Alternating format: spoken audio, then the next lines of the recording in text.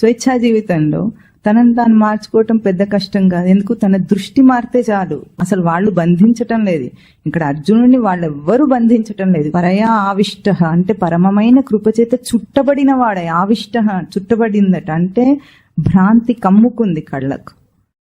ఎందుకు ఇంత భ్రాంతి కమ్ముకుందంటే, నా వాళ్ళని చూస్తున్న వాళ్ళు ఎందుకు అట్లా కనిపిస్తున్నాడు, ఇప్పుడు నేను యొక్క ఐడెంటిఫికేషన్ వేరుగా ఉంది కాబట్టి.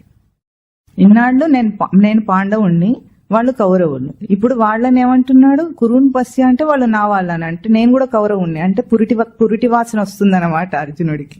ఎంతైనా కౌరవ వంశంలోనే పుట్టాడు కదా, పాండవులుగా వేరయ్యాడు, పంచపాండవులు వేరయ్యారు కానీ వాళ్ళు కూడా కౌరవులే కదా. ఆ పురిటి వాసన వస్తుందన్నమాట అర్జునుడి మాటల్లో. ఎంతైనా మా వంశం అదే అని అంటున్నాడు. మా వంశం అనేది ఎట్లా అంటున్నాడు, లౌకిక దృష్టితో అంటున్నాడు. పాండవము కౌరవం అన్న దృష్టితో అనటం లేదు అక్కడ. పాండవం అంటే పాండవులు అసలు పాండురాజుకు పుట్టనే లేదు చెప్పాలంటే. వాళ్ళందరూ దేవతలకే పుట్టారు, దేవతావరాలతో పుట్టిన వాళ్ళు. అక్రమంగా టెస్ట్ ట్యూబ్ లో పుట్టిన వాళ్ళు వీళ్ళు.